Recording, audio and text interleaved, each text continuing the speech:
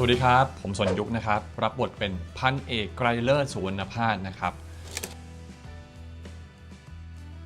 คาแรคเตอร์เนี่ยเราเป็นนายทหารระดับสูงซึ่งจะมีความเข้มแข็งมีอำนาจนะครับภาพที่คนเห็นภายนอกเนี่ยจะเป็นคนที่ดู powerful มากๆเป็นโฆษกรัฐบาลนะครับเป็นที่น่านับถือแต่ว่าไกรเลิศเนี่ยมีอีกมุมหนึ่งที่ไม่ให้ใครเห็นนะครับก็จะเป็นมุมที่อยู่คนเดียวเขียนบทความนะครับหรือว่าเล่นดนตรีและก็เป็นมุมที่อยู่กับนรันด้วยนะครับเป็นมุมที่แสดงความเป็นตัวตนของไกรเลิศจะมีความอาร์ติสติกนะครับมุมเนี้ยเป็นมุมที่ต้องซ่อนไว้นะครับด้วยตำแหน่งหน้าที่ยศถาบรรดาศักดิ์ทางการเมืองของเรานะครับและก็เป็นมุมที่เราเป็นเกย์ด้วยซึ่งในยุคนั้นเนี่ยเราไม่สามารถบอกใครได้เนาะว่าเรามีความชอบที่แตกต่างออกไปมันสะท้อนให้เห็นว่ามันมีคนแบบนี้อยู่ที่แลกเสียสละความสุขความต้องการส่วนตัวเพื่อผลประโยชน์ส่วนรวมหรือเพื่ออะไรบางอย่างที่มันยิ่งใหญ่กว่านั้นนะครับผมรู้สึกว่าผมโตมาค่อนข้างคล้ายๆกับไกรเลิศก็คือเป็นเด็กเรียนนะครับเชื่อฟังผู้ใหญ่เนาะแล้วก็เมื่อก่อนเนี่ยผมเป็นคนที่ยังไม่รู้ว่าตัวเองต้องการอะไรกันแน่ผมก็จะพยายามตั้งใจเรียนผมเรียน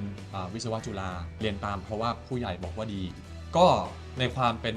ผู้เชื่อฟังตามกรอบตามระเบียบนะฮะนั่นเป็นสิ่งที่ใกล้เคียงกับผมแต่ว่าสิ่งที่ไม่เหมือนนะครับคือเลือกทางเดินชีวิตแตกต่างออกไปผมเลือกทำในสิ่งที่ผมรักผมชอบจริงๆนะครับยิ่งผมโตขึ้นเนี่ยผมก็ยิ่งมีความรู้สึกว่า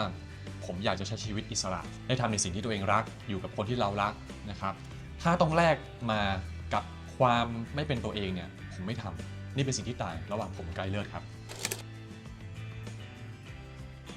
ถ้าเป็นผมในเมื่อก่อนนะครับผมจะมีความใกล้ไกรเลิศมากกว่าปัจจุบันเนี่ยผมจะมีความใกล้รุ่งมากกว่านะครับถามว่าตอนนี้เป็นยังไงมันอยู่กลางๆแล้วกันนะผมก็ไม่ได้ไปสุดโต่งทั้งสองฝั่งแต่ว่าเราก็เลือกใช้โมเมนต์บางโมเมนต์ที่จะเป็นใกล้รุ่งบางโมเมนต์แล้วก็ใช้ไกลเลิศนะครับใช้ให้เป็นประโยชน์ทั้งสองฝั่งครับ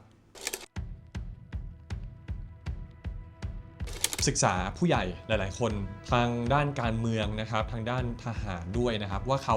วางตัวยังไงเวลาอยู่ต่อหน้าสื่อเขาเป็นยังไงเวลาเขาพูดจาความดูมีอำนาจของเขาเนี่ยมันเข้าถึงยังไงแล้วก็ผู้ใหญ่ที่ยอมเสียสละความสุขส่วนตัวเนี่ยเพื่อให้ได้มาซึ่งผลประโยชน์ส่วนรวมเขาคิดยังไงคืออันนี้เป็นสิ่งที่บางทีผมก็ต้องใช้ความพยายามที่จะเข้าใจนะครับเพราะฉะนั้นผมก็ต้องทำการบ้านตรงนี้เยอะแล้วก็เรื่องคำพูดด้วยคำพูดคำจาการวางตัวความหนักแน่นของเขาเนี่ยเป็นสิ่งที่ต้องทำการบ้านผมรู้สึกว่าความเรียลลิสติกความเป็นธรรมชาติเนี่ยคือเรื่องนี้ผมว่าเรื่องนี้ผมอยู่กับโมเมนต์อยู่กับปัจจุบันที่สุดแล้วเพราะว่าด้วยความที่เขาใช้กล้องหนังด้วยนะครับแล้วจังหวะการถ่ายทำเนี่ยไม่ได้เป็นแบบสวิตช์หรือว่าแบบที่ต้องรอคิวหรืออะไรเพราะฉะนั้นผมจะได้อยู่กับโมเมนต์นั้นๆในฉากเนี่ยอย่าง100%จริงๆก็เป็นอะไรที่รู้สึกสนุกนะแล้วก็เป็นอะไรที่ท้าทายด้วยเพราะว่าพอเป็นกล้องหนังเนี่ยแล้วเราไม่อยู่กับโมเมนต์จริงๆคือเขาดูออกก็คัดเอาใหม่นะครับก็เป็นการถ่ายทำที่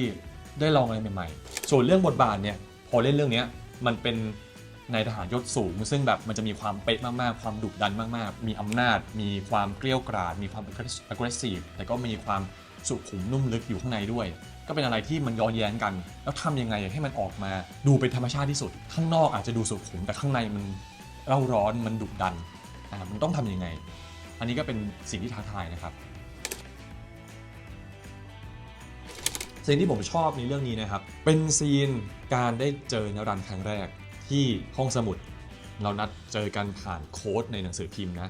คือซีนนี้ผมรู้สึกว่ามันท้าทายมากเป็นอะไรที่ยากมากผมอ่านบทครั้งแรกเนี่ยผมไม่เข้าใจว่าคนสองคนเจอกันแค่แบบไม่กี่นาทีแล้วก็โถมจูบเข้าหากันมันต้องรู้สึกยังไงวะมันต้องเป็นคนยังไงมันถึงจะรู้สึกอย่างนั้นได้จากประสบการณ์ชีวิตผมมานะครับผมไม่มีทางทำอย่างนั้นกับใครแน่แต่พอผมเจาะเข้ามาดูในความเป็นสัญชาตญาณดิบของผู้ชายจริงๆผู้ชายบางทีมันไม่ได้คิดอย่างนั้นคือผู้ชายมันจะมีความร้อนรุ่มเพราะฉะนั้นพอเป็นผู้ชาย2คนเนี่ยมันเลยทำให้ซีนนั้นมันเกิดขึ้นอย่างเร็วมากๆ ฝากติดตามซีรีส์ชายนะครับทุกวันเสาร์เวลา 4 ทุ่มตรงทาง VTV และช่อง 7 HD ครับแล้วผมก็ฝากตัวละครไกรเลิศหรือว่าใกล้รุ่งให้อยู่ในใจของทุกคนนะครับ